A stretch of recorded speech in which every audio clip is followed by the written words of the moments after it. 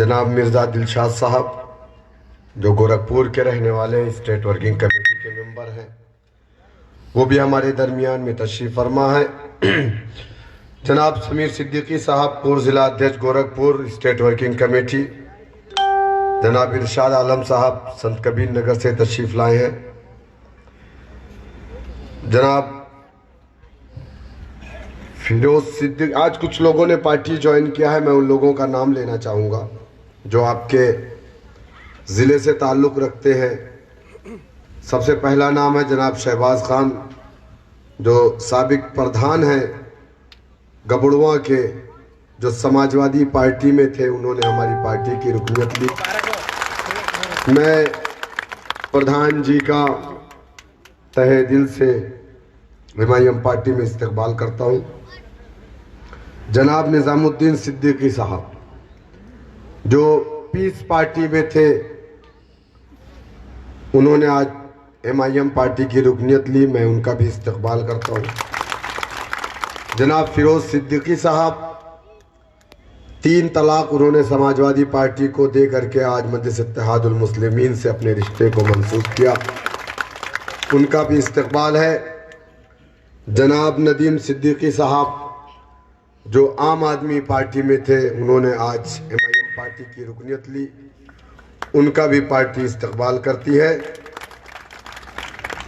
और मेरे सामने बैठे आज के इस प्रोग्राम में गयूर नौजवानों, मेरे बुजुर्गों, मेरी इज्जतदार माँ और बहनों, जैसा कि आप सबको मालूम है कि कुछ ही दिनों में ज़िला पंचायत इलेक्शन होना है। 26 तारीख कल है। पहले तो एक लिस्ट आई, बैकवर्ड और फॉरवर्ड किया गया, फिर उसके बाद पीआईएल दाखिल हुई हाई कोर्ट में, फिर दूसरी लिस्ट आई, फिर लोग सुप्रीम कोर्ट चले गए, अब तीसरी लिस्ट आने वाली है। 26 तारीख को फाइनल होगा। मुझे लग रहा है कि बीजेपी चूंकि बिजी बहुत है बंगाल के इलेक्शन में, बाकी 4 और स्टेट में इलेक्शन चल रहा है, आरएसएस के सारे वर्कर, बीजेपी के सारे वर्कर इस वक्त वेस्ट बंगाल में है, तो बीजेपी ही सारा खेल खेल रही है। पहली लिस्ट भी बीजेपी जारी कर रही है, पीआईएल भी अपने लोगों से बीजेपी दाखिल करवा रही है, दूसरी लिस्ट आ रही है तो सुप्रीम कोर्ट भी अपने लोगों को बीजेपी बेच रही है, ताकि इलेक्शन थोड़ा डिले हो जाए, वहां से हम लोगों को फुर्सत मिल जाए, तो फिर उत्तर प्रदेश में जिला पंचायत मजबूती से लड़ा जाए। जहां तक मुझे लगता इनका मकसद यही है, क्योंकि आपको मालूम है कि सुप्रीम कोर्ट से लेकर के, और भाई मैं तो नहीं कहूंगा कि सब उन्हीं का है, आप कह सकते हैं अवाम है, अवाम ही इस देश की राजा है। अवाम जिसको चाहती है वो तख्त पे बैठाती है, जिसको चाहती है तख्त पे लेटा देती है। मौजूदा वक्त में हम लोगों ने उत्तर प्रदेश के तख्त पर किसको बैठाया और क्यों बैठाया? हमने हिंदुस्तान की सबसे बड़ी कुर्सी किसको दे दी? चाय चाय चाय। 35 साल भिक्षा मांगा, कहा? ट्रेन में। मुझे ट्रेन से बड़ी मोहब्बत है, 35 साल मैंने भिक्षा मांगी है ट्रेन में, ट्रेन बेच दिया। बेच दिया कि नहीं बेचा? फिर क्या बोले? मैं तो चाय बेचता था, चाय चाय चाय। हमारे लोगों ने एक चाय वाले को देश का प्रधानमंत्री बना दिया। लेकिन देश का प्रधानमंत्री एक चाय वाला क्यों बना? क्योंकि बाबा साहेब भीमराव अंबेडकर ने जो संविधान बनाया है, वो संविधान ने उसको वो ताकत दी कि एक भीख मांगने वाला बाद में चाय बनाने वाला देश का प्रधानमंत्री बना। और आज उसी संविधान को देश से खत्म करने की बात की जा रही। संविधान इस देश में जब नहीं था तो इस देश में गरीब को, दलित को, मुसलमान को इंसान नहीं समझा जाता था। गरीब को इंसान नहीं, दलित को इंसान नहीं समझा जाता था। जब संविधान आया तो एक प्राइम मिनिस्टर को जो पावर मिला एक वोट डालने का, वही पावर एक दलित के बेटे को, एक मुसलमान के बेटे को भी मिला। यानी यहां कोई बड़ा कोई छोटा नहीं है। हमारे देश का संविधान इतना खूबसूरत है, इतना खूबसूरत है, लेकिन बीजेपी और आरएसएस के लोग हमारे संविधान को पढ़ना नहीं चाहते, और सिर्फ इसलिए नहीं पढ़ना चाहते कि इस संविधान को लिखने वाला एक दलित का बेटा था। इसलिए हमारे संविधान को समझना नहीं चाहते, क्योंकि संविधान इनको उस बात की इजाजत नहीं देता जो आए दिन ये लोग उल्टी सीधी अभद्र किस्म की टिप्पणियां करते। अभी कुछ दिन पहले की बात है, उत्तराखंड का चीफ मिनिस्टर शपथ लेता, पहला बयान उसका क्या आता। अब देखिए बीजेपी वाले किस तरीके से बात करते। उत्तराखंड का चीफ मिनिस्टर शपथ लेता, उसका बयान क्या था? इस देश में बलात्कार की घटनाएं इसलिए बढ़ रही हैं कि देश के अंदर लड़कियां जो फटी जींस पहन करके घूम रही हैं, इसलिए ऐसा होता। विरोध हुआ, टीवी वाले चिल्लाना शुरू किए, बाजा बजाए दबा के उसका। परसों की बात, बलिया का एक बीजेपी का मिनिस्टर आनंद स्वरूप शुक्ला, उसने एक बयान दिया, क्या कि मुस्लिम औरतें जो नकाब लगाती हैं इस पर बैन लगाया जाए।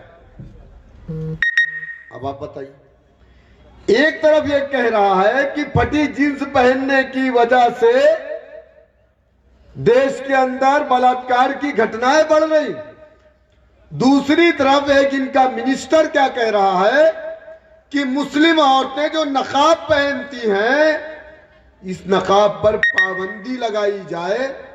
और ये तुगलकी सोच, तुगलकी फरमान के लोग हैं, तुगलकी मतलब इस टाइप के, इस मिजाज के लोग हैं, कट्टरवाद।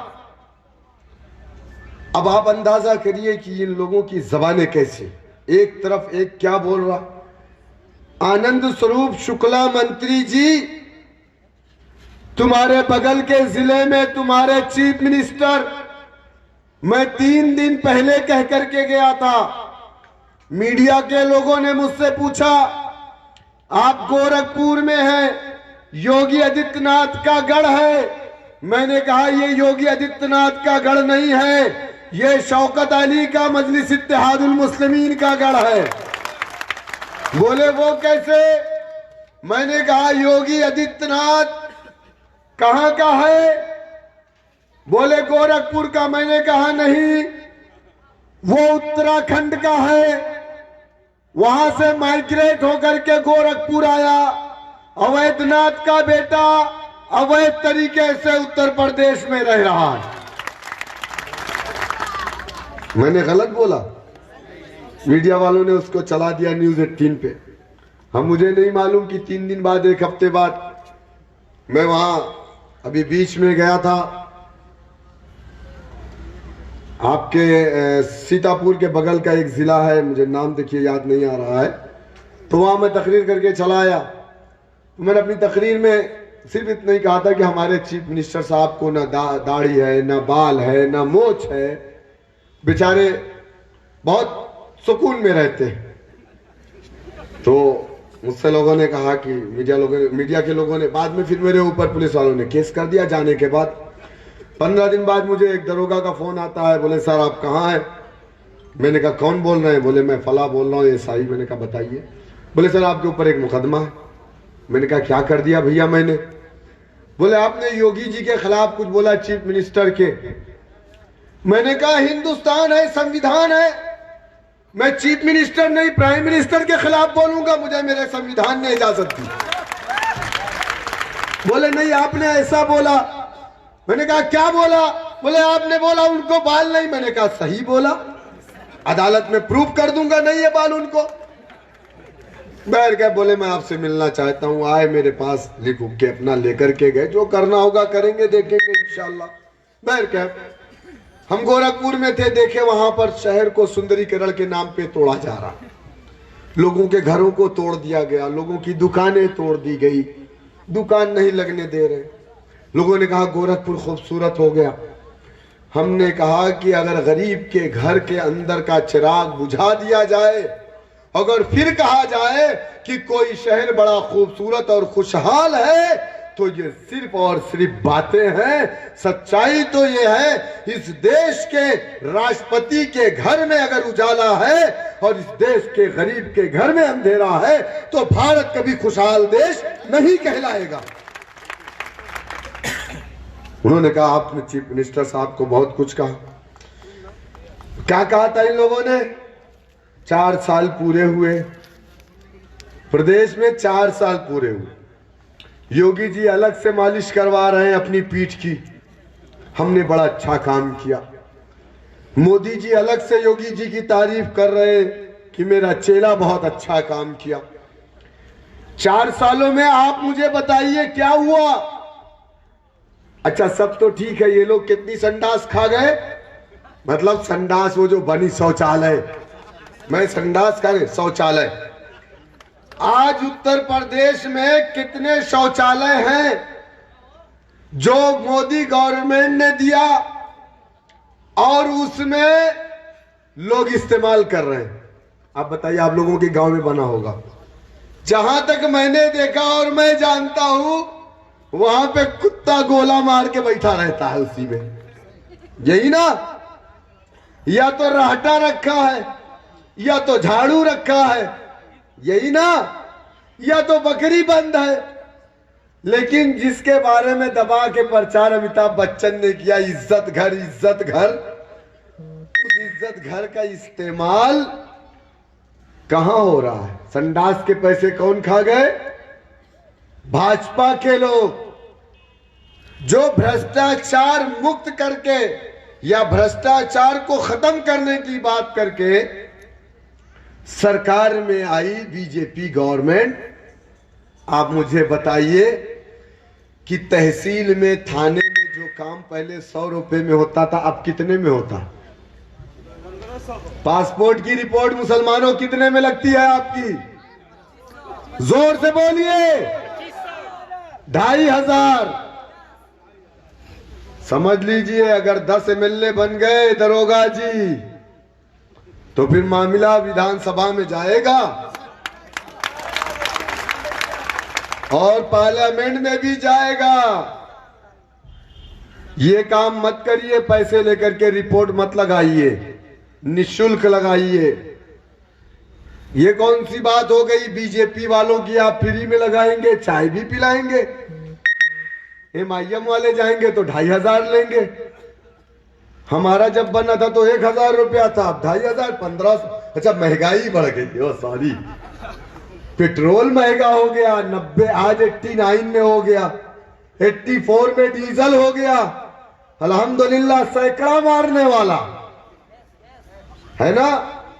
एक बाबा रामदेव यादव है, जानते हैं आप उनको? बाबा रामदेव 1.5 लाख ये कह रहे हैं, मैं नहीं कहूंगा 1.5 लाख के हैं, आप कहिए 1.5 लाख, मैं क्यों कहूं 1.5 लाख के हैं वो? बाबा रामदेव, उन्होंने रजत शर्मा के साथ इंडिया टीवी पे आपकी अदालत में क्या कहा था कि 35 रुपया लीटर अगर आप चाहते हैं कि देश में पेट्रोल बिके, तो इस देश को सही हाथ में देना होगा, यानी नरेंद्र मोदी और बीजेपी के हाथ में। बाबा रामदेव यादव जी, तुम दोबारा कब आ रहे हो इंडिया टीवी पे कि 90 रुपया शतक मारने वाला है पेट्रोल, और लखनऊ में आप बिजनेसमैन को, बड़े बड़े लोगों को बुला रहे हैं और वहां पे प्रोग्राम करवा रहे हैं, निवेश आएगा। जब प्रदेश या देश में डीजल महंगा, पेट्रोल महंगा, गैस महंगा, यहां का टमाटर महंगा, चीनी महंगी, 13 रुपए में बिचवा रही थी स्मृति ईरानी, 40 रुपए में किलो। प्याज महंगी, सस्ता क्या है? सस्ता क्या है? तो यहां पे निवेश या बाहरी कंपनियां क्यों आएंगी? बाहरी कंपनियां तो श्रीलंका जाएंगी, नेपाल जाएंगी, भूटान जाएंगी, बांग्लादेश और पाकिस्तान जाएंगी। आपके यहां क्यों आएंगी? हर साल 2 करोड़ नौकरी। मैं मेरे हिंदू भाई तुम तक भी मैं ये मैसेज पहुंचा रहा हूं, अगर चाहते हो कि ये देश बाकी रहे, ये देश सुरक्षित रहे, खुदा की कसम इस मुल्क में अगर कोई है जो इस मुल्क की गंगा जमुनी तहजीब को तोड़ना चाहता है तो वो इस देश की सबसे बड़ी पार्टी बीजेपी, आरएसएस, विश्व हिंदू परिषद, बजरंग दल, हिंदू युवा वाहिनी, वो इस देश की गंगा जमुनी तहजीब को तोड़ना चाहती है। क्या मेरी बात गलत? आप बताइए मुझे। महंगाई बढ़ती जा रही है, यहां निवेश कहां? लिंचिंग होगी, निवेश आएगा? आप बताइए मुझे क्या लेके जा रहा है? थैला चेक हो रहा है, घर चेक हो रहा है, हांडी चेक हो रही, डंडे से कूट कूट करके। अभी मार दिया 84 साल के एक शख्स को, अब्दुल कादिर को, टांडा में। मैं भाग करके देखने गया, मार दिया। मिट्टी में गए हमारे लोग, मैं भी पहुंचा। 50,000 रुपया पार्टी की तरफ से मैंने चेक दिया। हमारी पार्टी के लोगों ने प्रेशर बनाया तो 5 लाख रुपया गवर्नमेंट ने कहा, वहां के लोकल शासन प्रशासन के लोगों ने कि 5 लाख हम देंगे। अब्दुल कदीर अंसारी, गरीब बेचारा, मार दिया। जुनैद अंसारी, तबरेज अंसारी को मारा था झारखंड में, याद है ना? आज उसकी बेवा अपना स्टेटमेंट देती है कि 3 बार मैं चीफ मिनिस्टर के यहां गई, 3 बार। हेमंत सोरेन या शिबू सोरेन, क्या नाम है वहां के चीफ मिनिस्टर का, 3 बार गई, उनके दरवाजे से मुझे भगा दिया गया। मुझे इंसाफ नहीं मिल रहा, इखलाक को मार दिया गया। मारा गया कि नहीं? किसी यादव की लिंचिंग क्यों नहीं हो रही भाई? जानते हैं क्यों? मेरी बात पे गौर कीजिएगा। अब किसी दलित के बेटे की लिंचिंग नहीं होगी और न किसी यादव के बेटे की लिंचिंग होगी। क्यों नहीं होगी वो भी बताऊंगा। लेकिन मैं आजकल एक चीज और योगी जी कर रहे हैं, ठोक दो। मतलब इस देश के अंदर अदालत नहीं है, खाकी वर्दी ये फैसला करेगी कि मुलजिम कौन है, मुजरिम कौन है। मतलब इस अदालत को बंद करवा दीजिए योगी जी तब। अच्छा ठोक दो। सबसे ज्यादा आफत किस पर आई? बाबा जी लोग पे। जिस बाबा जी लोग के आशीर्वाद पे बीजेपी की सरकार बनी, सबसे ज्यादा वही बाबा जी ठोके गए। गलत कह रहा हूं? कहीं मिश्रा जी को मार दे रहे हैं, कहीं दुबे जी को मार दे रहे हैं। क्या कह रहे हैं? रिवॉल्वर लेके भाग रहा था। आप पुलिस वालों को देखिए, दरोगा जी रिवॉल्वर भी लगाते हैं, उसमें एक पगहा भी रहता है, गले में डालते हैं रस्सी। कोई रिवॉल्वर छीनेगा, वो रस्सी गले में, कैसे कोई छीन के लेके भाग जाएगा? 5 पुलिस वाले, अकेला मुलजिम, कैसे? नहीं, बाबा है, ब्राह्मण है, ठोक दो। योगी जी की आजकल ठोक दो की नींद चल रही। उत्तर प्रदेश में इनकाउंटर हुए, सबसे ज्यादा किसके हुए? मुसलमानों के। 37% आबादी हमारी नहीं, लेकिन इनकाउंटर कितने हुए? 37%। सदर साहब ने उतरौला में बोल दिया तो टीवी चैनल वाले लगे ढोल पीटने कि ओवैसी ने हिंदू मुसलमान में क्राइम को बांट दिया। अरे इस प्रदेश का जो मुखिया चीफ मिनिस्टर है, उसके ऊपर 90 से ज्यादा मुकदमे, 307 के मुकदमे, और प्रदेश का एक चीफ मिनिस्टर मैंने पहली मर्तबा देखा जो चीफ मिनिस्टर अपने मुकदमे खुद से वापस ले रहा है, खुद से अपने मुकदमे खत्म कर रहा है, वापस ले रहा है। अब आप मुझे बताइए, मैं तमाम हिंदू मुसलमान आपके बीच में ये सवाल छोड़ करके जा रहा हूं कि आपने इस प्रदेश को या देश को सुरक्षित हाथों में दिया है या असुरक्षित हाथों में दिया? ये देश सुरक्षित हाथों में नहीं है। ये देश उन लोगों के हाथों में है, उन गद्दारों के हाथों में है जिन गद्दारों ने 42 साल तक अपने हेडक्वार्टर पर इस तिरंगे को नहीं फहराया था, जो तिरंगा हमारी आन है, बान है, शान है। क्या गलत कह रहा हूं? क्यों नहीं फहराया? आज वो लोग हमें राष्ट्रवाद का पाठ पढ़ा रहे हैं कि मुसलमान दिखा तो आतंकवादी, मुसलमान नाम है तो आतंकवादी, मुसलमान है तो पुलिस वालों को हिदायत है नो कंप्रोमाइज, या तो पैसा या तो जेल। दूसरे लोग हैं कोशिश करो कंप्रोमाइज थाने पे हो जाए, मुकदमा ना हो, एफआईआर ना हो।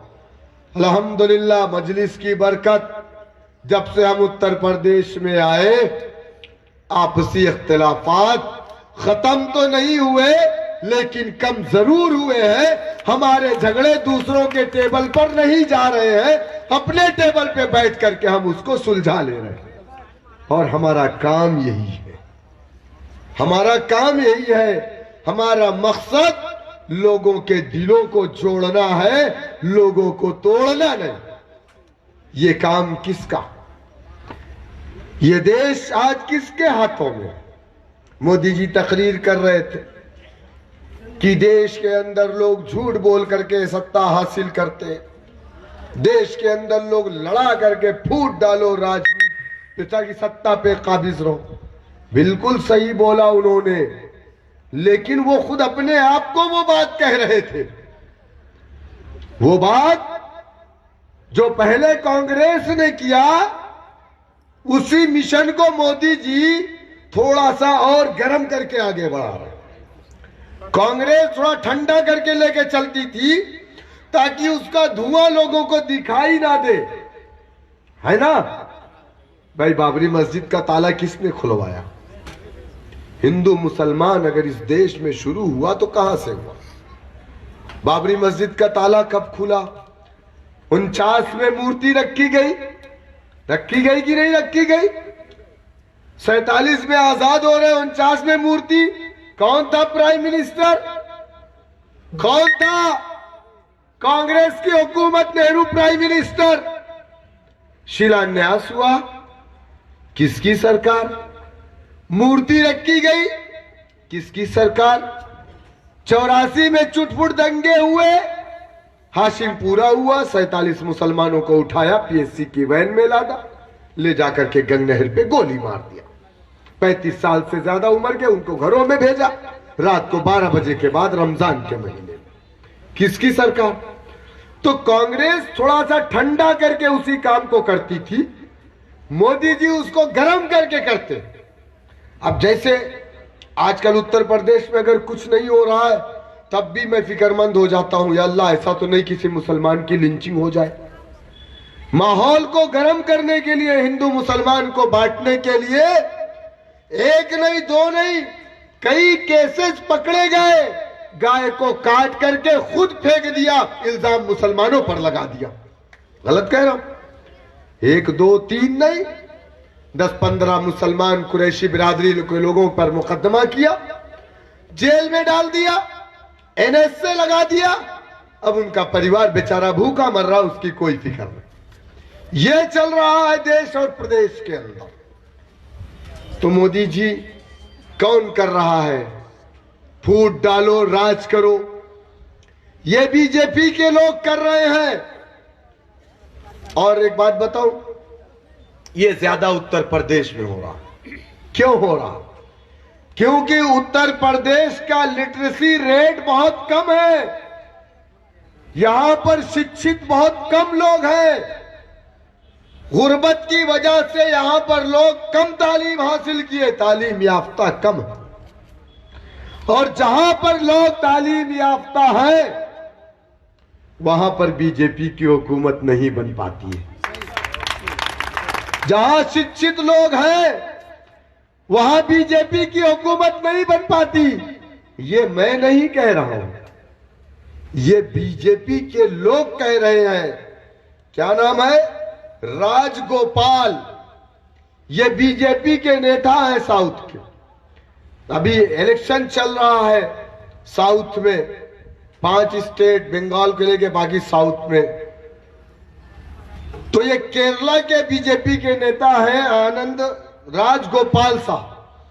इन्होंने कहा केरला में बीजेपी हुकूमत नहीं बना पाएगी, कामयाब नहीं हो पाएगी, क्योंकि केरला की आवाम शिक्षित है, इसलिए नहीं बना पाएगी। इसलिए उत्तर प्रदेश को ये जंगल राज बना करके अब तक रखे, आगे भी ये लोग उत्तर प्रदेश को जंगल राज बना करके रखना चाहते हैं, ताकि इस प्रदेश का नौजवान शिक्षित ना हो, ये ऐलान करे, कंधे पे कांवड़ लेकर के वो घूमता रहे, कॉलेज को ना जाए, उसके हाथ में कलम ना दे करके हथियार पकड़ा दिया है, उसको स्कूल ना भेज करके मंदिर और मठों में भेज दिया है, आरएसएस के ट्रेनिंग कैंपों में भेज दिया है, ताकि इस प्रदेश का नौजवान शिक्षित ना होने पाए और शिक्षित रहे, ताकि हम जो कहें वही वो करे। ये मकसद इनका है। मेरे नौजवानों, मैं आपसे कहना चाहूंगा कि आप मुत्तहिद होकर के, मुनज़्ज़म होकर के अपनी पार्टी का साथ दीजिए। मैंने कहा ना कि आज यादव जी की लिंचिंग क्यों नहीं हो रही। उत्तर प्रदेश में कितना यादव? 7%। कितनी बार समाजवादी पार्टी की हुकूमत रही उत्तर प्रदेश में? 4। उत्तर प्रदेश में दलित कितना? कोई 24 कहता, कोई 28 कहता, कोई 22 कहता है, कोई 24 कहता है। लेकिन दलित की जातियां कितनी है उत्तर प्रदेश में? मालूम आपको?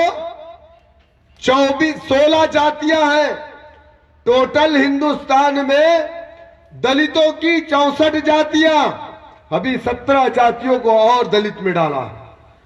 64 जातियां। उत्तर प्रदेश में दलितों की 16 जातियां।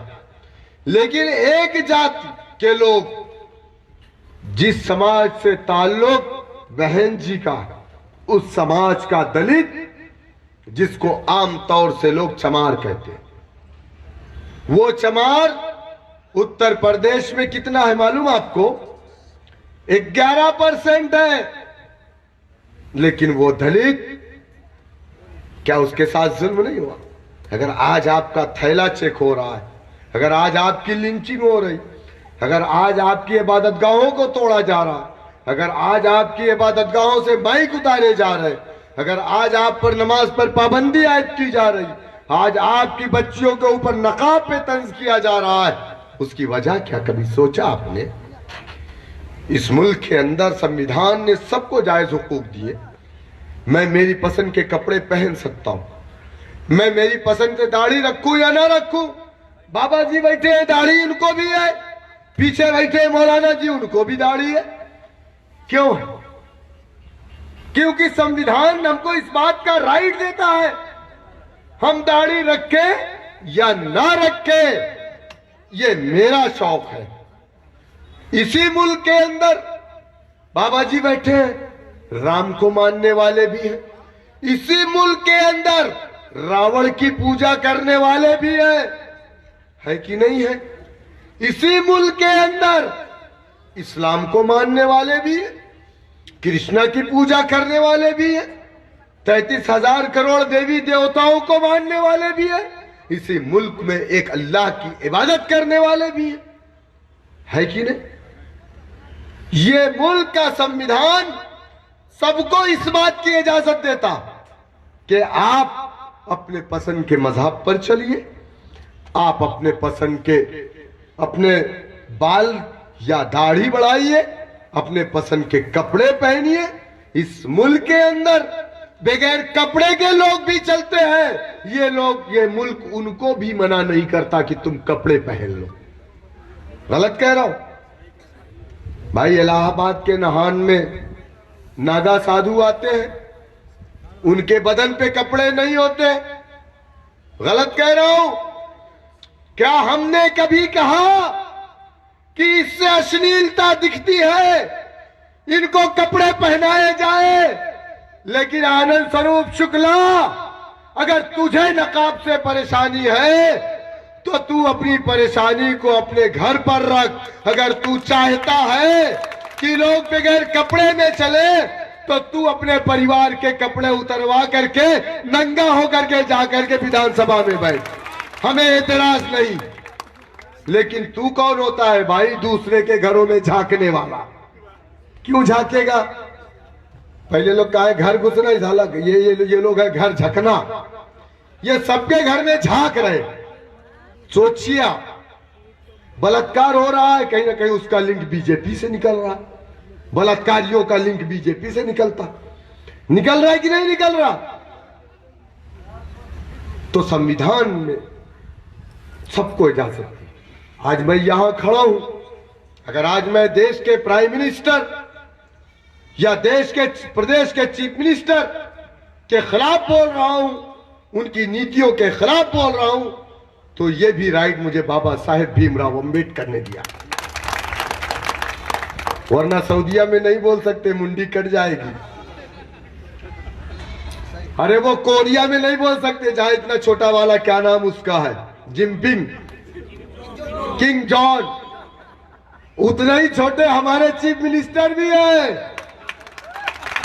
और हमारे चीफ मिनिस्टर साहब भी वैसे ही बोलते हैं, ठोक दो।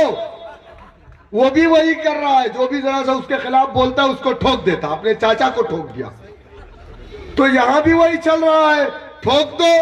चाचा की बाप की मोहब्बत नहीं, बाप बेचारे मर गए, हमारे चीफ मिनिस्टर बाप की मैयत में नहीं गए। आप बताइए मुझे, जो बेटा अपने बाप का नहीं हो सकता वो प्रदेश की आवाम का कहां से होगा? नहीं होगा। अरे तुम व्यस्त थे, नहीं पहुंच पाए। हमने तो देखा है हिंदू मुसलमान दोनों को कि बाप मर जाता है, बेटा अमेरिका से चला आता है, मैयत रखी रहती है फ्रिज में, वो बर्फ लगा करके, आइस लगा करके लोग मैयत को रखे रहते। बेटा आता है तब जाकर के अपने बाप के आखिरी रसूमात को अदा करता अपने हाथों से। लेकिन हमारे प्रदेश का चीफ मिनिस्टर अपने बाप की मैयत में नहीं गया। क्या श्री रामचंद्र जी अपने फादर राजा दशरथ को नहीं मानते थे? नहीं मानते थे? क्या उनको पिता नहीं मानते थे? क्या उनकी इज्जत नहीं करते थे? क्या उनके दर्द तकलीफ में शिरकत नहीं करते थे? करते थे ना। अरे कम से कम बाप मर गए थे, मिट्टी में नहीं पहुंच पाए थे, तो बाद में चले जाते, अपनी माँ के सर पे तो हाथ रख देते कि माँ मैं तेरा बेटा आ गया हूं, रो मत। अरे आपको कहां जाना था? उत्तर प्रदेश परिवहन निगम की बस से। हाँ, जो हारन छोड़ के पूरी बस बजती है, उससे तो जाना नहीं था आपको। अरे हेलीकॉप्टर ले लेते, हमारा तो पैसा हाई है टैक्स वाला, उससे तेल डाल लेते, हम कुछ ना कहते, चले जाते, अपनी माँ के सर पे हाथ रख लेते। आपकी बहन रो रही थी, उसके सर पे हाथ रख लेते।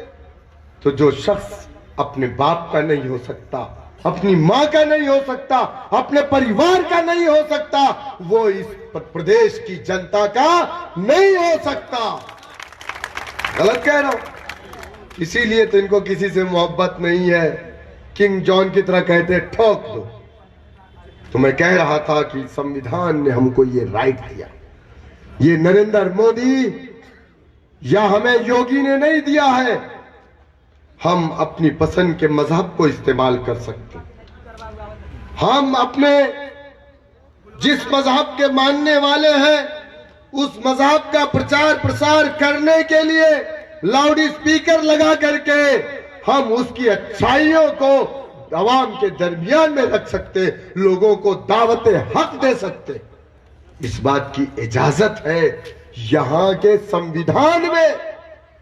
लेकिन आज इस संविधान को खत्म करने की कोशिश, यहां तो हर कोई वो उत्तर कोरिया का किंग जॉन हो गया, मैं जो कहूंगा वही सही है, संविधान के माने कुछ नहीं।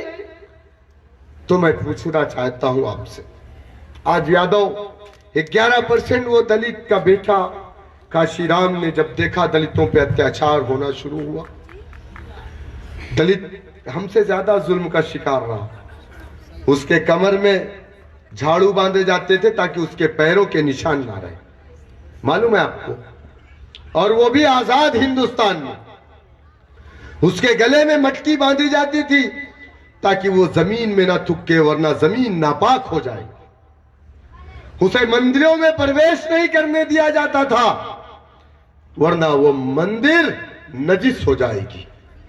उसे कुएं से पानी नहीं लेने देते थे, वरना कुआं नजिस हो जाएगा। उसे स्कूल में बैठने के लिए बेंच नहीं मिलती थी। बाबा साहेब भीमराव अंबेडकर ने स्कूल क्लासरूम के बाहर जंगले से अपनी पढ़ाई को पढ़ा, उनको अंदर नहीं जाने दिया जाता था। दलितों की बस्तियों में घुस करके उनकी बहन बेटियों का रेप हो जाता था। अगर वो शिकायत लेकर के प्रधान जी या मुखिया जी के पास जाता था तो उसे अलग से जूते चप्पल पड़ते थे और कहते थे कि तेरी हिम्मत कैसे हुई कि ठाकुर साहब, ब्राह्मण साहब, खां साहब और सैयद साहब की शिकायत लेकर के तू हमारे दरवाजे पे आ गया, दोबारा मत आना। उनके घरों में उनकी बच्चियों की इज्जतें लूट जाती थी, वो रोते थे, किसी से कह नहीं पाते। दलितों का मुकद्दर था कि सुबह उठते अपने घरों की गंदगी को नहीं, पहले हमारे घरों की गंदगी को अपने सर पे रख के ले जाकर के फेंकते थे। ये उनकी जिंदगी का मुकद्दर बन गया था। दलितों को इंसान नहीं समझा जाता, जबकि आजादी के बाद इस मुल्क के अंदर हिंदुस्तान की पार्लियामेंट में हमेशा 131 दलित होता है। कितना? 131, 131। क्यों कि 544 पे मुश्तमिल हमारे देश की पार्लियामेंट 131 SC ST के लिए रिजर्व सीट। कितना? 131 सीट SC ST के लिए रिजर्व है। उस पर जीत करके जाने वाला कभी भी होगा तो वो दलित का बेटा होगा। कितने थे? 131। बाबा साहेब भीमराव अंबेडकर ने अपनी किताब में लिखा, ये वही 131 दलित है जो कांग्रेसी दलित है। इसको नींद आएगी, जवाई लेगा तो अपना मुंह खोलेगा, कभी दलितों के जुल्म और ज्यादती अत्याचार पर अपना मुंह नहीं खोलेगा। है दलितों, अगर तुम संगठित नहीं हुए, अगर तुमने शिक्षा नहीं ली, अगर तुमने संघर्ष नहीं किया, तो फिर इस देश के अंदर तुम अपने अधिकारों की प्राप्ति नहीं ले पाओगे। बाबा साहेब भीमराव अंबेडकर के उस मिशन को अगर किसी ने आगे बढ़ाया तो वो शख्स का नाम मान्यवर काशीराम जी। मान्यवर काशीराम जी पंजाब के रहने वाले थे। उत्तर प्रदेश की सरजमीन में एक एक घर गए, दलित बस्तियों में गए, और उन दलित बस्तियों में नहीं गए जो और 15 जातियां हैं, एक जातियों में गए जो 11%। घर घर गए, लोगों के पास गए और क्या कहा, ऐ दलितों, अगर तुम चाहते हो तुम्हारी बहन तुम्हारी बेटियों के साथ बलात्कार ना हो, तुम्हारी बहन बेटियों के कपड़े ना उतारे जाए, तो अगर तुम ये सोच रहे हो कि सांसद भवन में बैठा हुआ 131 दलित वो तुम्हारी बहन बेटियों की आवाज बनेगा, तो इस बात को अपने जहन से निकाल दो, वो कांग्रेसी दलित कभी तुम्हारी आवाज नहीं बन सकता। अगर तुम इस मुल्क के अंदर जो एक जमहूरी मुल्क है, अगर तुम अपने हुकूक को पाना चाहते हो, अपनी लड़ाई को लड़ना चाहते हो, तो उसके लिए तुम्हें अपने नीले परचम को अपना परचम बनाना पड़ेगा, मुझे अपना नेता बनाना पड़ेगा, बहुजन समाज पार्टी को अपनी पार्टी बनाना पड़ेगा। दलितों के बात समझ में आई? लोग कहते थे ना, कितने बेरुखे अंदाज से आज से 20 साल पहले हम बोलते थे, है ना? आप इन्हीं दलित को कोई भी अपनी चारागाह समझ करके इन बस्तियों में घुस जाता था। आज हिम्मत है दलित बस्तियों की तरफ आंख उठा करके कोई देख सकता है?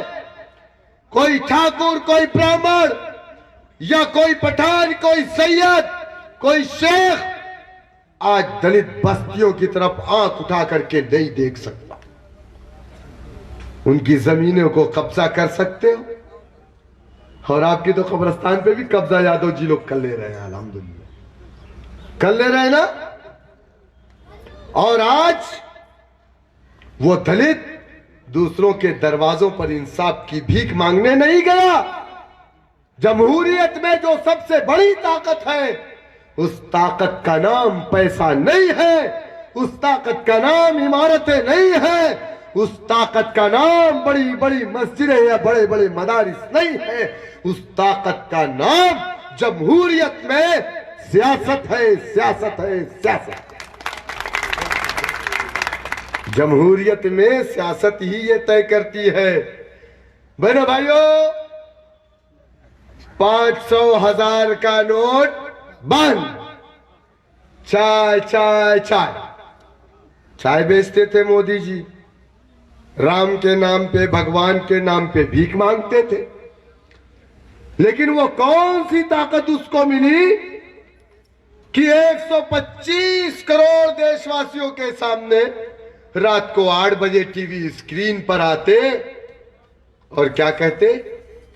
आज से 1500 का नोट, कागज का टुकड़ा। आप बताइए, देश पूरा लाइन में लगा, लोग मर गए लाइन में लग करके। क्या मोदी जी ने अपने फैसले को वापस लिया? वो ताकत नरेंद्र मोदी चाय बनाने वाले को, भीख मांगने वाले को किसने दी? सियासत ने दी। सियासत, अभी तफसीर साहब ने कहा ना, आजादी के बाद हमने कांग्रेस को अपनी पार्टी माना। हमारे बड़ों ने कहा था, मुसलमानों तुम अपना सियासी प्लेटफॉर्म मत बनाना, कांग्रेस पार्टी में अपने सियासी मुस्तकबिल को तलाश करना। तुम अगर सियासी पार्टी बनाते हो तो ये तुम्हारे लिए शजरे ममनुआ है। मुसलमान अपनी सियासी पार्टी नहीं बनाएगा। अब आप मुझे बताइए, क्या काशीराम या बाबा साहेब ने दलितों के बारे में ये अल्फाज इस्तेमाल किए कि दलितों, इसका उल्टा था। जब तक तुम इस मुल्क में अपना डंडा, अपना झंडा, अपना नेता नहीं बनाते, जब तक तुम इस मुल्क में अपना अधिकार नहीं पा सकते, नहीं पा सकते, नहीं पा सकते। आज दलित अपना अधिकार पाया। इस मुल्क में जो बे इज्जत कर दिया गया था, आज वो बावकार अपनी जिंदगी को जी रहा। उसने अपने बीच से मर्द को नहीं, अपनी बेटी को 4 मर्तबा उत्तर प्रदेश का मुख्यमंत्री बनाया मुसलमानों। और इस उत्तर प्रदेश में तुम्हारी तादाद कितनी मालूम है आपको? 11% दलित, वो दलित जो बहुजन समाज से वाबस्ता है। 7% यादव। सारी बेईमानी के बाद उत्तर प्रदेश में मुसलमानों तुम्हारी तादाद 18% है। कितनी? 18%। तुमने कभी अपना एक एमएलए भी बनाने के लिए जिद्दोजहद और कोशिश नहीं की। अरे जब आप 832 साल हुक्मरानी की है इस मुल्क के अंदर, तब भी आप अकलियत में थे, अक्सरियत में नहीं थे। लेकिन तब आपके पास हुक्मरानी करने का जज्बा था, इंसाफ कायम करने के लिए इस दुनिया में अल्लाह ने हमें भेजा। अल्लाह ने इस दुनिया में हुक्मरान बना करके भेजा। अल्लाह ने इस दुनिया में सबसे खैर उम्मा बना करके भेजा। तो क्यों भेजा?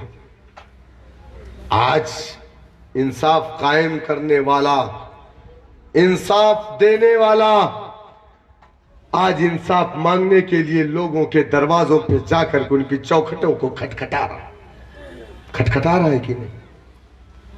आज भी हिंदू भाई आप पर भरोसा करता है, और क्यों नहीं करता? अगर वो आप पर भरोसा न करता तो मगरिब की नमाज के बाद बाहर लाइन लगा करके उनकी औरतें अपने बच्चों को दुआ कराने के लिए ना खड़ी हो। आज भी उनको आप पर भरोसा है, लेकिन इस भरोसे को अगर किसी ने तोड़ा मुसलमानों, तो आपने तोड़ा, क्योंकि आपने अपने आप को कमजोर समझ लिया, और अपने आप को कमजोर समझ करके ये आपने सोच लिया कि हमारा मुल्क भारत कमजोर हो गया। ना हम कमजोर हैं, ना हमारा भारत कमजोर है। अगर कमजोर कुछ हुई तो हमारी सोच कमजोर हो गई। जज्बा पैदा कीजिए, आप मुत्तहिद हो जाइए। 18% एक जगह इकट्ठा होगा, बहुजन समाज समाजवादी से बड़ी ताकत बनेगी। तब ये घुटने के बल चल करके हमारे पास आएंगे और कहेंगे कि शौकत साहब मुझे दारुस्सलाम का रास्ता बता दीजिए, मुझे वैसी साहब से मिलना। लेकिन कब? जब ये 18% एक जगह इकट्ठा होगा तब। आज गुप्ता जी आपके स्टेज पर है, क्यों? एक उम्मीद पर। आज ब्राह्मण हमारे साथ है, क्यों? एक उम्मीद पर। आज दलित का बेटा हमारे साथ शाना बशाना चल रहा है, क्यों? एक उम्मीद पर। और वो मुझसे कहते हैं कि शौकत साहब, जिस दिन आपकी बिरादरी इकट्ठा हो जाएगी, उस दिन इस प्रदेश ही नहीं पूरे देश में हर मजलूम को इंसाफ मिलेगा। तारीख शाहिद है कि हमने रामपुर को रहीम नगर नहीं बनाया, हमने सीतापुर को रहमान नगर नहीं बनाया, फातिमा नगर नहीं बनाया। तुमने अकबरपुर को अंबेडकर नगर बनाया, तुमने उर्दू बाजार को हिंदी बाजार बनाया। नफरत का बीज हमने या हमारे बुजुर्गों ने नहीं बोया। नफरत का बीज वही लोग बोते हैं जो लोग 42 साल तक हमारे तिरंगे को नहीं फहराते। मेरे भाइयों, अगर आप इस मुल्क में बसने वाले तमाम मजलूमों को इंसाफ दिलाना चाहते हैं, तो सबसे पहले आपको अपने आप को मजबूत करना पड़ेगा। भाई, कमजोर आदमी किसको इंसाफ दिलाएगा? पूरे गांव का झगड़ा प्रधान जी के द्वारे है ना। पूरे गांव का झगड़ा किसके दरवाजे पे जाता है? बीडीसी के दरवाजे पे नहीं, मिंबर के दरवाजे पे नहीं, प्रधान जी के दरवाजे पे। क्यों? गांव का सबसे मजबूत आदमी कौन है? प्रधान जी। देश का पूरा मामला किसके सामने जाता है? प्रधानमंत्री के सामने। देश का सबसे मजबूत आदमी प्रधानमंत्री होता है। तो जब आप मजबूत बनेंगे तब आप लोगों को इंसाफ दिला पाएंगे। आप कमजोर होंगे तो लोग आपकी तरफ पलट करके नहीं देखेंगे। इलेक्शन के टाइम पर तेज पत्ते की तरह, जैसे तेज पत्ता खाने में डालते, सब्जी बनती, वो भी बावर्ची। भाई, भोजन की दावत अगर, तो वहां भी तेज पत्ता बावर्ची लिखता है कि नहीं? भोजन खाना, दो चीज, समझ गए ना आप? भोजन बोले तो सब्जी, खाना बोले तो गोश्त। तो भोजन की दावत होती तो वहां भी तेज पत्ता डाला जाता है। वो भी बावर्ची लिखता है, चाहे वो नंदलाल रहे चाहे भीखू भाई रहे, हमारे अब्दुल्ला भाई रहे, रहमान भाई रहे, वो भी लिखते तेज पत्ता। लेकिन ना भोजन वाला तेज पत्ते को खाता है, ना खाना वाला तेज पत्ते को खाता। ना अगर निकाला प्लेट में, सबसे पहले निकाल करके साइड में तेज पत्ते को रख देता। हमको सबकी जरूरत है, सबको हमारी जरूरत। भोजन वाला भी ये चाहता है कि हमारे साथ रहे। आजम खान खाने वाले हैं, वो भी चाहते हैं कि हम उनके साथ रहे ताकि भोजन वाले की तरफ ले जाके मिला दे। सबको हमारी जरूरत, लेकिन तब तक जब तक खाने के टेस्ट को बनाना है, प्लेट में आने के बाद उस तेज पत्ते को सबसे पहले निकाल करके बाहर फेंक देना। अगर तेज पत्ता बन के रहना है तो बनिए, लोगों के देख को जा करके टेस्टी बनाइए। लेकिन अगर आप चाहते हैं कि आप ऐसा तेज पत्ता बने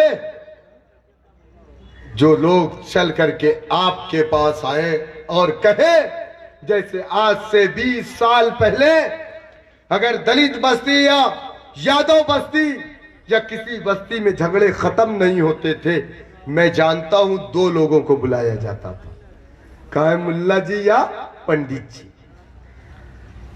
मुल्ला जी या पंडित, जाओ फला जगह से मुल्ला जी के बुलाए लाओ, वह हक की बात करी है, वह इंसाफ करी है।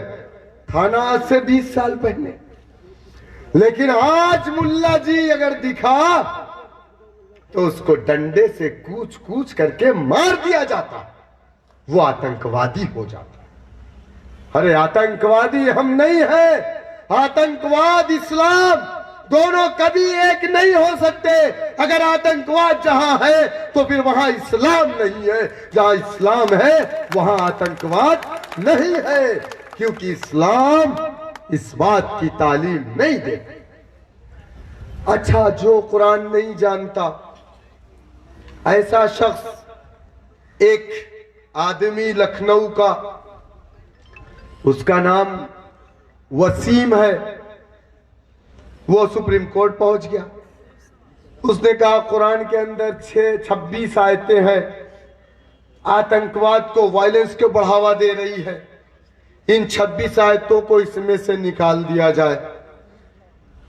मैं दावे के साथ कहता हूं कि वसीम ने कुरान का मुताला नहीं किया, या जो भी उसके पीछे उसके आका हैं उन्होंने भी कुरान का मुताला नहीं किया। मैं सबको दावत देता हूं, ठाकुर साहब, ब्राह्मण साहब, पुलिस साहब, दरोगा साहब, सबको दावत देता हूं। कुरान हिंदी में भी है तर्जुमे में, कुरान इंग्लिश में भी तर्जुमे में, दुनिया की हर एक भाषा में कुरान का तर्जुमा होता है। आप ले जाओ, अपनी रामायण मुझे दे जाओ, मेरा कुरान लेकर के जाओ और उसको पढ़ना। अगर एक आयत ऐसी मिल जाए जो आतंकवाद को बढ़ावा देती है तो सबसे पहले मैं इस्लाम को छोड़ दूंगा। नहीं है, इस्लाम हमारे नबी, मैं आपको बता दूं, जिस पे कुरान नाजिल हुआ, कुरान किस पे नाजिल हुआ? हमारे आका 1,24,000 अंबिया अलैहिस्सलाम में सबसे खूबसूरत, सबसे अच्छे, अल्लाह के सबसे हबीब, जो पूरी दुनिया के लिए रहमत, कौन थे? हमारे आका नबी करीम मोहम्मद सल्लल्लाहु अलैहि वसल्लम। कुरान उन पर नाजिल हुआ। और मेरे आका की 2-3 बातें मैं आपको बताऊंगा, फिर मैं अपनी तकरीर को भी खत्म करूंगा, चूंकि टाइम भी खत्म हो रहा है और मुझे लगता है कि मैं बोल भी चुका हूं ज्यादा, आप थक भी चुके हैं ज्यादा। अल्लाह के रसूल सल्लल्लाहु अलैहि वसल्लम पे कुरान नाजिल हुआ। अल्लाह के नबी, उनके अखलाक, उनकी सखावत कैसे थे, कितने सखी थे। एक बुढ़िया रोज, हम लोगों ने बचपन में किताबों में पढ़ा, बड़ा मशहूर वाकया है। बाबा जी मोहम्मद सल्लल्लाहु अलैहि वसल्लम रास्ते से गुजरते थे, एक बुढ़िया अपने छत से रोज कचरा फेंकती उनके ऊपर, वो देखते साफ करके निकल जाए, फिर फेंकती, देखते साफ करके निकल। एक हफ्ता फेंकी, एक दिन नहीं आया कचरा। अल्लाह के नबी परेशान हुए कि अल्लाह क्या हुआ, इस माँ ने मेरे ऊपर आज कचरा नहीं फेंका। लोगों से पूछा, पता चला बुढ़िया बीमार है। उसको देखने चले गए, और जब गए देखा और बुढ़िया देख के दंग।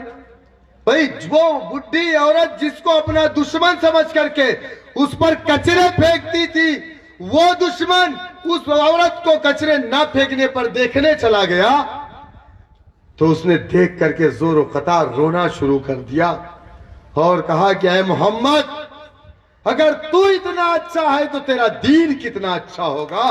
तो उसने कलमा ला इलाहा इल्लल्लाह मुहम्मदुर रसूलुल्लाह को पढ़ लिया। और एक वाकया है, एक बुढ़िया मक्का छोड़ के भाग रही थी। वो कहे लोगों भागो। बोले क्या हुआ? बोले एक शख्स है, अपने आप को नाम मोहम्मद बताता है, वो जिससे मिलता है उसको अपना बना लेता है, उसको अपने बाबा पुराने दीन से फेर देता है। बुढ़िया की गठरी ज्यादा थी, वजन नहीं उठा पा रही थी। तो एक शख्स खड़ा था, नौजवान। कहा अम्मा जी कहाँ जा रही हो? बोले बेटा मैं यहां जा रही हूं, मेरा सामान पहुंचा देगा? बोले हाँ मैं मजदूर हूं, पहुंचा दूंगा। उसने क्या किया, उस नौजवान ने अपने कंधे पे गठरी रखी, जहां तक बुढ़िया को जाना था ले जाकर के पहुंचाए। कहा, बुढ़िया ने पूछा बेटा तेरी मजदूरी क्या हुई? कहा अम्मा जी मुझे मजदूरी नहीं चाहिए। कहा बेटा तू बड़ा भला नौजवान मालूम होता है, तू बड़ा अच्छा आदमी मालूम होता है, एक काम कर, तू मोहम्मद से मत मिलना वरना तुझे वो अपने दीन में लेके चला जाएगा। कहा अम्मा जान मैं वही मोहम्मद हूं। उस बुढ़िया ने क्या कहा कि अगर तू मोहम्मद है तो तू जल्दी से मुझे अपना कलमा पढ़ा दे, अशहदु अल्ला इलाहा इल्लल्लाह व अशहदु अन्ना मुहम्मदन अब्दुहु व रसूलुहु। उसने इस्लाम, हमारा इस्लाम आतंकवाद की शिक्षा नहीं देता। इस्लाम तलवार की नोक पर नहीं बल्कि अल्लाह के रसूल सल्लल्लाहु अलैहि वसल्लम के इखलास पर फैला। जो लोग इस तरीके की बात करते गलत करते, लेकिन मुसलमानों हमारी जिम्मेदारी हम इस चीज को लोगों तक पहुंचाएं। नीम हकीम खतरे जान वसीम को देख करके लोग इस्लाम को समझते हैं। लोग किसी आतंकवादी को आईएस को देख करके कहते ये इस्लाम है। नहीं, वो इस्लाम नहीं है।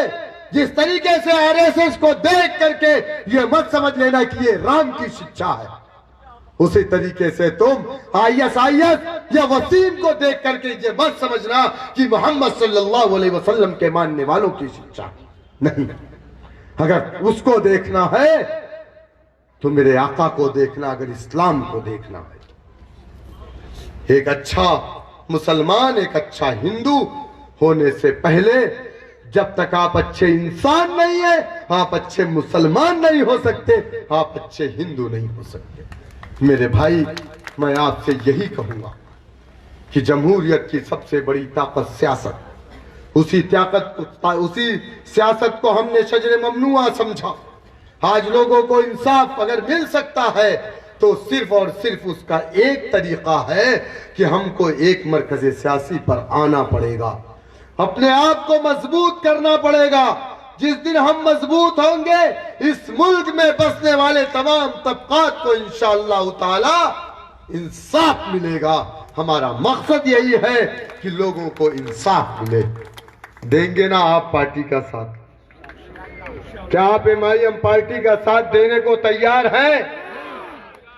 क्या आप जिला पंचायत के इलेक्शन में जो ये पार्टी का डंडा झंडा लेकर के आपके दरमियान में आएगा उसको वोट डालेंगे, या अपनी खाला के लड़के को अपनी बिरादरी की बात करेंगे? अगर आप ये करते रहे, खुदा की कसम मुंतशिर रहोगे तो अल्लाह की मदद कभी तुम पर नहीं आएगी। इसीलिए हय्या अलल सलाह हय्या अलल फलाह की आवाज पर मस्जिदों में हम इकट्ठा होते, एक साथ नमाज पढ़ते, तो उसका सवाब अलग है, इनफरादी तौर से पढ़ने का सवाब अलग है। यानी मदद कभी भी इत्तेहाद में। मेरे भाई, एनआरसी पे बोलने वाला कोई दूसरा लीडर नहीं था, उसको फाड़ने वाला बिल को कोई नहीं था। अल्लाह के रसूल सल्लल्लाहु अलैहि वसल्लम, हमारे आका की शरीयत में मुदाखलत की गई, ट्रिपल तलाक पर कानून लाया गया।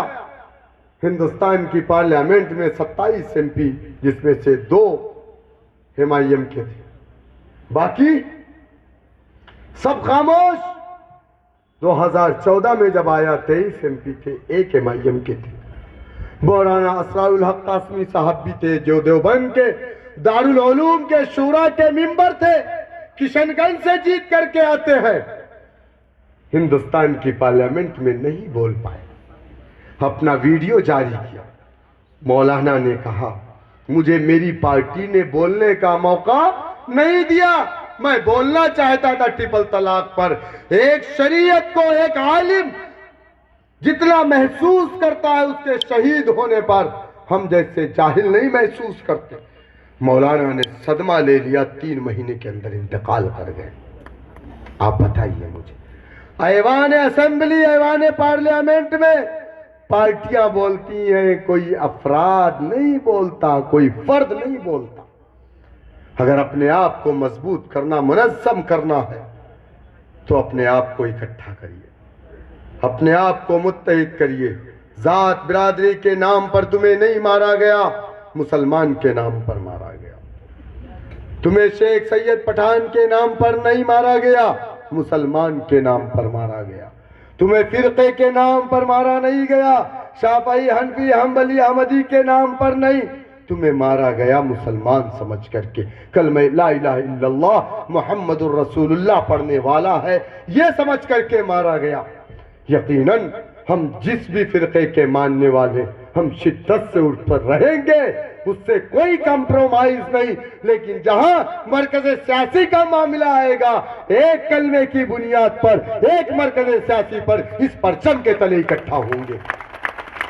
ये हम करेंगे इंशाअल्लाह। अगर ये नहीं करेंगे तो आने वाला मुस्तकबिल, आज से 20 साल पहले हमारे बच्चे हमारे घरों से निकलते थे, 12 बजे नहीं आए, 1 बजे नहीं आए, कोई फिक्र नहीं होती थी।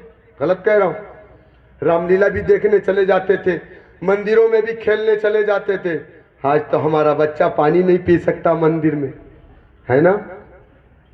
मारा उसको, आसिफ को, और फिर बयान दे रहे हैं कि सब आ सकता है, मुसलमान नहीं आ सकता।